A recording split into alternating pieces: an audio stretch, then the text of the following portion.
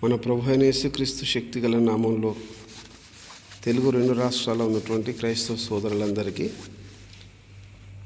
వందనాలు, శుభములు తెలియజేస్తూ ఉన్నాను. ప్రియులారా, దేవుని యందు విశ్వాసం ఉంచిన క్రైస్తవుని పట్ల దేవుడు ఆశిస్తున్నటువంటిది నమ్మకత్వం. ఈ నమ్మకత్వం అన్నది ప్రతి భక్తుని జీవితంలో మనం చూడగలుగుతాం. ఎవరు నమ్మకంగా ఉన్నారో దేవుడు వారిని బహుగా ఆశీర్వదించినట్లుగా దైవ గ్రంథం బోధిస్తూ ఉంది. చూడండి, యోసేపు గురించి దేవుని వాక్యం ఈ విధంగా రాయబడింది. 105వ కీర్తనలో, యోసేపు దాసుడిగా అమ్మబడెను, ఇనుము అతని ప్రాణమును బాధించింది అని, యెహోవా వాక్కు అతన్ని పరిశోధించింది అని వాక్యం సెలవిస్తూ ఉంది. మరి యోసేపు ఏ విషయాలలో నమ్మకంగా ఉన్నాడు అని మనం చూసినట్లయితే, యోసేపు అమ్మబడినప్పుడు అర్ధనగ్నంగా అమ్మివేయబడ్డాడు. తన సహోదరుల అసూయ చేత అతనిని 20 వెండి నాణేలకు అమ్మివేసుకున్నారు. అతడు అమ్మివేయబడ్డప్పుడు పై వస్త్రం, ఆ చొక్కా లేదు అతనికి, అర్ధనగ్నంగా అమ్మివేయబడ్డాడు. ఆ తర్వాత ఆ కొన్నటువంటి వారు ఐగుప్తు దేశంలో ఉన్నటువంటి పోతీఫరుకు అమ్మివేశారు. అమ్మివేసిన తర్వాత పోతీఫరు ఇంటికి వచ్చిన తర్వాత ఈ యొక్క యోసేపు పోతీఫరు చెప్పిన ప్రతి పనిలో నమ్మకంగా బ్రతికాడు. ప్రియులారా, పోతీఫరు ఇంటిలో ఉన్న దాసులందరిలోకెల్లా ఒక మంచి దాసునిగా, నమ్మకస్తునిగా పోతీఫరు దృష్టికి ఆయన కనపడ్డాడు. ఎప్పుడైతే యోసేపు పోతీఫరు ఇంటిలో ప్రవేశించాడో, యోసేపును బట్టి దేవుడు ఆ కుటుంబాన్ని ఆశీర్వదించాడు.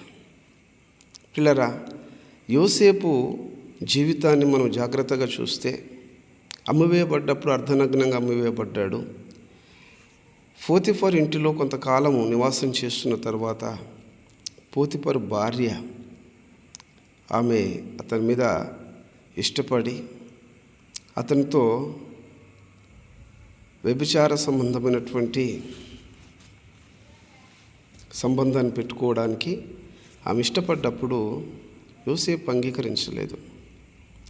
ఎన్నోసార్లు ఆమె అడిగింది, బలవంతం చేసింది, కానీ యోసేపు అంగీకరించలేదు. ఎందుకంటే ఎక్కడ ఉన్నా నా పరిశుద్ధతను నేను కాపాడుకోవాలి, నా దేవునికి నేను నమ్మకంగా బ్రతకాలి అని యోసేపు దేవుని వైపు చూసాడు. దేవుడే ఉన్నట్లయితే నా జీవితంలో ఎందుకు ఇలా జరుగుతుంది? దేవుడే ఉన్నట్లయితే మా అన్నయ్యలందరూ చక్కగా ఉన్నారు, వారు ప్రార్థన చేయరు, విశ్వాసంలో సరిగా ఉండరు, ఇష్టానుసారంగా బ్రతుకుతారు.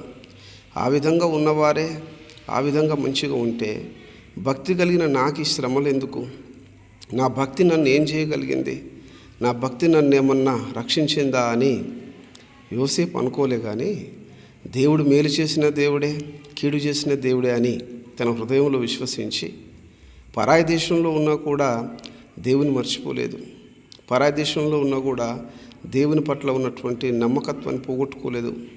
పిల్లరా, తన పరిశుద్ధతను కాపాడుకునే విషయంలో అతడు ఎంతో కష్టపడ్డాడు. ఏ రోజు కూడా అంగీకరించలేదు. ఫలితంగా ఆ పోతీఫరు భార్య అతని బలవంతం చేసినప్పుడు పారిపోవడానికైనా ఇష్టపడ్డాడు, కానీ పాపం చేయడానికి ఇష్టపడలేదండి. సో క్రైస్తవులుగా యవన బిడ్డలు ప్రత్యేకంగా యోసేపులాగా ఎక్కడ ఉన్నా సరే నీ పరిశుద్ధతను నువ్వు కాపాడుకోగలిగితే ఖచ్చితంగా దేవుడు నిన్ను ఆశీర్వదిస్తాడు. రెండవదిగా, యోసేపు ఆ పోతీఫరు భార్య చేత మరి బలవంతం చేయబడ్డప్పుడు, ఆ పోతీఫరు ఇంటిలోంచి పారిపోయినప్పుడు పోతీఫరు భార్య అతని వస్త్రాన్ని పట్టుకొని లాగింది. వస్త్రం ఆమె చేతిలో వదిలిపెట్టేసి యోసేపు ఆ ఇంట్లోంచి పారిపోయాడు. చూడండి, వాస్తవంగా ఈ వస్త్రము పై వస్త్రం. యోసేపు ధరించింది ఒక యూదా సాంప్రదాయమైనటువంటి వస్త్రాలు ధరించాడు. ఈ పై వస్త్రం అనేది ఇశ్రాయేలీయులకు ఒక కట్టడ. ఎందుకంటే మనం బైబిల్ గ్రంథంలో చూసినప్పుడు చాలామంది భక్తుల జీవితాలలో పై వస్త్రాన్ని చూడగలుగుతాం పిల్లరా. యోబు కూడా తన కష్టం కలిగినప్పుడు తన పై వస్త్రం తీసి పక్కన పెట్టేసి ధూళి పోసుకున్నాడు తన తలపైన. ఆ తర్వాత యేసు ప్రభుల వారి జీవితంలో కూడా చూడగలుగుతాం.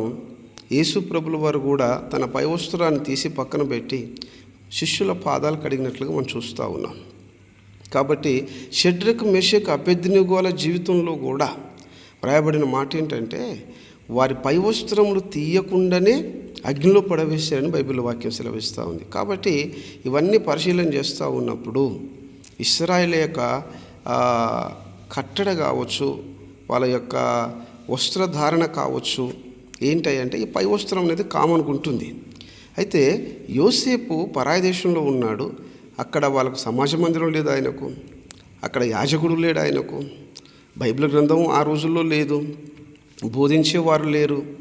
ఎవరు లేకున్నా కూడా ఈ వస్త్రధారణ విషయంలో యోసేపు తాను తండ్రి దగ్గర ఏది నేర్చుకున్నాడో, తన కుటుంబంలో తన తండ్రి ఏ భక్తి నేర్పించాడో ఆ భక్తిని వదిలిపెట్టకుండా ఆ వస్త్రధారణను అలాగే కాపాడుకున్నాడు. పరాయి దేశంలో ఉన్న ఒక బానిసగా బ్రతుకుతున్నా కూడా నేను ఒక దేవుని బిడ్డను, నేను ఒక యూదుడను, నేను ఒక ఇశ్రాయేలీయుడను అనేటువంటి ఆ యొక్క విశ్వాసం చేత తను అలాగే ఆ ఇశ్రాయేళ్లకు ఏ వస్త్రధారణ ఉన్నదో ఆ వస్త్రాన్నే ధరించాడు ఆయన. అంతేగాని ఐగుప్తీయుల యొక్క వస్త్రాన్ని ధరించలేదు ఆయన, ఐగుప్తు యొక్క పద్ధతులు అనుసరించలేదు ఆయన, ఐగుప్తు యొక్క స్టైల్స్ను ఆయన ఫాలో కాలేదు. కాబట్టి ఈరోజు యవనస్తులుగా ఉన్నవారు ఏ స్టైల్ ఎప్పుడు వస్తే దానికి అనుగుణంగా మార్చబడుతూ ఉన్నారు. హెయిర్ స్టైల్ కావచ్చు, వస్త్రధారణ కావచ్చు, ఎవ్రీథింగ్. కాబట్టి బైబిల్లో దేవుడు అంటాడు క్రైస్తవులు మిగుల సాధారణమైనటువంటి వస్త్రాలు ధరించాలని, వారు దేవుని పిల్లలు తగినట్లుగా ఉండాలని ప్రత్యేకంగా స్త్రీల విషయంలో ప్రస్తావిస్తూ పౌలు గారు తిమోతి పత్రికలు రాశారు. కాబట్టి క్రైస్తవునిగా నీవు నేను ఎవరమైనా సరే మన వస్త్రాలు చూసినప్పుడు మన వస్త్రధారణ విషయంలో ఖచ్చితంగా దేవునికి మహిమకరంగా ఉండాలి. ఈ లోక సంబంధమైనటువంటి పద్ధతులు, ఈ లోక సంబంధమైనటువంటి ఏవైతే వస్తున్నావో వాటిని మనము ఫాలో అయిపోయి మనం అనుగుణంగా మనము మారడం అనేది అంత శ్రేష్టమైనది కాదు. ప్రత్యేకంగా పిల్లరా మన వస్త్రాలు దేవుని మహిమపరిచేటువంటిగా ఉండాలి. కాబట్టి మన జీవితంలో యోసేపును మాదిరిగా తీసుకుంటే యోసేపు పరాయి దేశంలో ఉన్నా కూడా ఆయన వస్త్రధారణ విషయంలో పై వస్త్రం ధరించుకున్నాడు. కాబట్టి ఆ యొక్క విషయంలో కూడా తను నమ్మకంగా ఉన్నాడు. జైలుకు వెళ్ళిన తర్వాత కూడా అతడు జైల్లో ఉన్నప్పుడు కూడా అతడు దర్శనాలకు అర్థం చెప్పగలిగాడంటే దేవునితో ఎంత చక్కని సహవాసం కలిగి ఉన్నాడో. కాబట్టి ఆ 17 సంవత్సరాల వయసులో అతనికి దర్శనం కలిగింది. ఆ తర్వాత ఆ జైల్లో ఉన్నప్పుడు కూడా ఆ యొక్క చెరసాలలో ఉన్నటువంటి వాళ్ళకు పడ్డ కళ్ళకు భావాలు చెప్పగలిగాడు. తాను 30 సంవత్సరాల వయసులో ఉన్నప్పుడు ఐగుప్తు దేశపు యొక్క రాజైన ఫరోకు కలబడితే ఆ కళ భావాన్ని కూడా చెప్పాడు. చూడండి, ఒక కళ ద్వారా తనకు సమస్య వచ్చింది, కానీ ఇంకొక కళ భావం చెప్పడం ద్వారా అతడి సమస్య తొలగిపోయి ఆ దేశానికే ప్రధానమంత్రి అయ్యేటువంటి పరిస్థితిని దేవుడు అనుగ్రహించాడు. కాబట్టి పిల్లరా, దేవునితో తనకున్న సహవాసాన్ని యోసేపు ఏమాత్రం కూడా పోగొట్టుకోలేదు. ఇల్లు వదిలిపెట్టి 13 సంవత్సరాలు అయింది, అయినప్పటికీ కూడా దేవునితో తనకున్న సహవాసాన్ని కాపాడుకోవడంలో నమ్మకంగా ఉన్నాడు యోసేపు.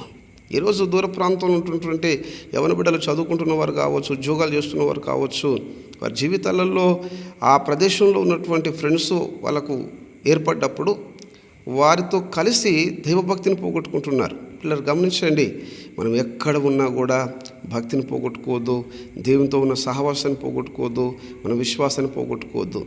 ఆయన వస్త్రధారణలో నమ్మకంగా ఉన్నాడు, పరిశుద్ధతలో నమ్మకంగా ఉన్నాడు, దేవుని సహవాసం కాపాడుకోవడంలో నమ్మకంగా ఉన్నాడు. కాబట్టి 30 సంవత్సరాల వయసులో పరాయి దేశంలో బానిసగా వెళ్ళిపోయి దేశానికి ప్రధానమంత్రి అయ్యాడు. అంతేకాదు, ప్రపంచాన్ని కరువు నుండి తప్పించడానికి చక్కని ప్రణాళికను దేవుని దగ్గర నుంచి పొందుకొని ప్రపంచాన్ని కాపాడగలిగాడు. పిల్లల దైవ దర్శనంలో పాలుభాగస్తుడు అయ్యాడు. కాబట్టి మన జీవితాలలో నమ్మకత్వం అనేది చాలా ప్రాముఖ్యమైంది. దావీదు నమ్మకంగా ఉన్నాడు కాబట్టి శతాధిపతి నుండి సహస్రాధిపతి నుండి ఆ యొక్క యూదా బెన్యామీను గోత్రాలకు రాజుగా, ఆ తర్వాత ఇశ్రాయేల్ దేశం మొత్తానికి రాజుగా ఆయన నియమించబడ్డాడు. ఆయన నమ్మకత్వాన్ని చూసిన దేవుడు అంచెలంచెలుగా ఆ యొక్క దావీదును ఆశీర్వదించుకుంటూ వెళ్ళాడు.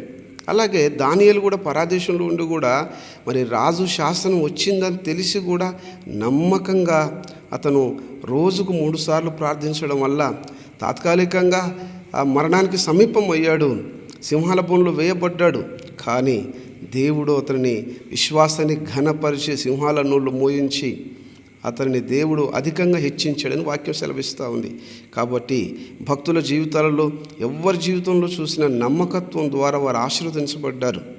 కాబట్టి మన జీవితాలలో దేవుని పట్ల మనకు ఉన్నటువంటి ఆ యొక్క నమ్మకత్వాన్ని కాపాడుకునే దిశగా మనం ముందుకు వెళ్ళాలి. ఖచ్చితంగా దేవుడు ప్రతి ఒక్కరిని ఆశీర్వదిస్తాడు.